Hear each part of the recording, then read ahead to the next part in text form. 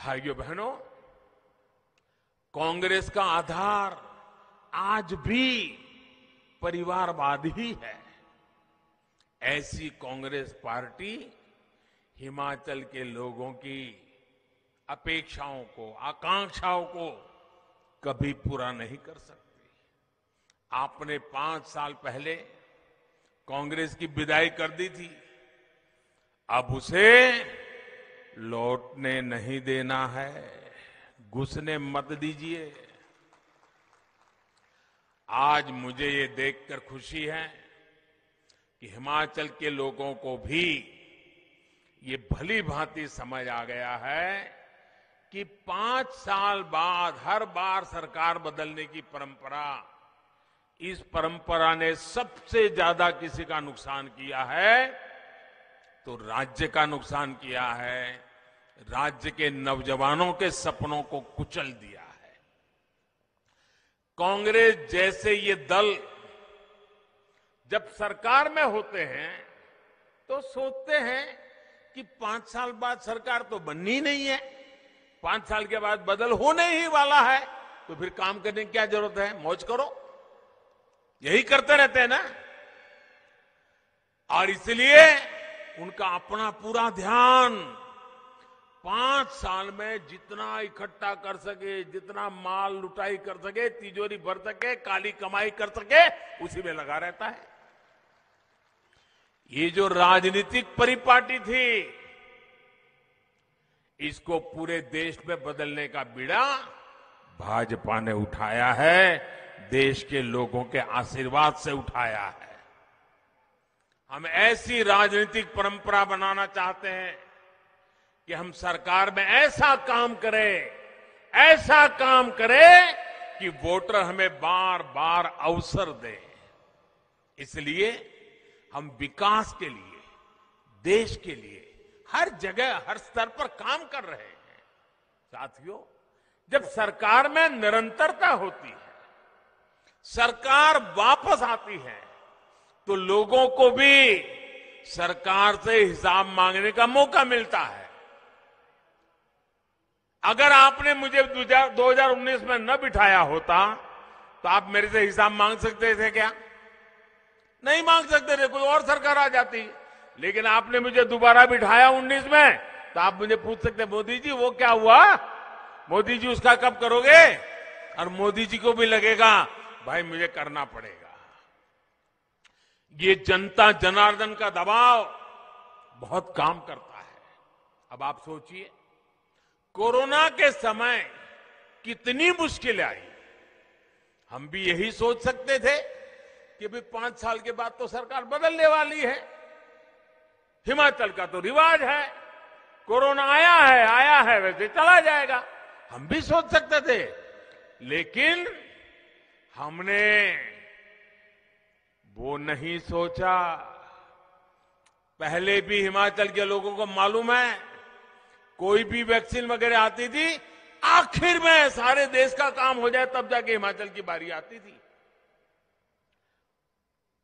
भाइयों बहनों, हमने तय किया, जब हमें सेवा भाव से काम किया, हमने इस सोच को हमारे आसपास फटकने भी नहीं दिया।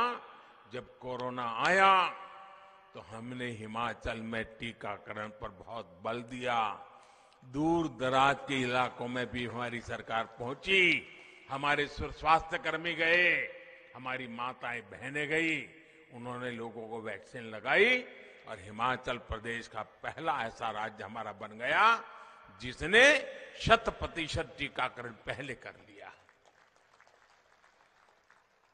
हमने ये नहीं सोचा कि 5 साल के बाद बदलते कुछ करने की जरूरत नहीं है। हमारे लिए तो यहां की एक एक जिंदगी मूल्यवान है। हिमाचल का एक एक नागरिक हमारे लिए ईश्वर का रूप है। यही हमारा काम करने का तरीका है।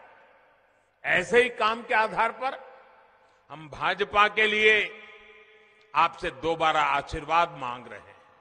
और साथियों, आपको यह हमेशा याद रखना है कि हिमाचल के पास तो विकास के 2 इंजन है। वो कहते हैं ना, चौपड़ियां रोटियां साहिबी दो दो। इससे कैसे काम होता है ये भी मैं आपको बताता हूं। केंद्र सरकार ने उज्ज्वला योजना चलाई, हिमाचल भाजपा सरकार ने गृहिणी योजना से उसमें हजारों और बहनों को भी जोड़ दिया। केंद्र ने आयुष्मान योजना के तहत 5 लाख तक की फ्री इलाज की सुविधा दी। हिमाचल में भाजपा सरकार ने हिम केयर के तहत इसमें लाखों और साथियों को जोड़ दिया। केंद्र सरकार ने गरीब को पक्के घर देने की योजना शुरू की। 2014 से लेकर 2017 तक कांग्रेस की सरकार थी। याद रखना, ये होते हैं तो क्या होता है। मोदी दिल्ली में बैठ करके कितना ही करना चाहेगा, लेकिन अगर यहां कांग्रेस वाले बैठ गए तो कुछ भी नहीं होने देंगे। मोदी कितना ही कहे कि हिमाचल मेरा घर है, हिमाचल मेरा घर है, मुझे ये करना है, वो करना है, वो करने नहीं देंगे। और ये मैं उदाहरण से बताता हूं आपको। 2014 से लेकर 2017 दिल्ली में आपने मुझे बिठाया और यहां पर कांग्रेस की सरकार थी। हमारा निर्णय था कि हमें लोगों को पक्के घर देना है। जिसके पास पक्के घर नहीं है उनको पक्के घर देना है। 2014 से 17 3 साल कांग्रेस की सरकार ने कितने घर बनाए हिमाचल में? पूरे हिमाचल में पैसे भारत सरकार दे रही है, पैसे मोदी सरकार भेज रही है। हिमाचल में सिर्फ 15 घर बनाए। 15। शर्म आए ऐसा काम है कि नहीं भाई? ये कांग्रेस वालों का रिकॉर्ड देखो। और बाद में आपने जयराम जी की सरकार बनाई, और जयराम जी की सरकार बनाई, दिल्ली से मैं भी लगा रहा, हम दोनों मिल गए तो 10,000 गरीबों के लिए घर स्वीकृत हुए। 8,000 घर बन गए, 8,000 घर बन गए। अब मुझे बताइए, ये 15 घर बनाने वाले आपको चाहिए कि 8,000 घर बनाने वाले चाहिए? हिसाब समझ आता है ना भाइयों?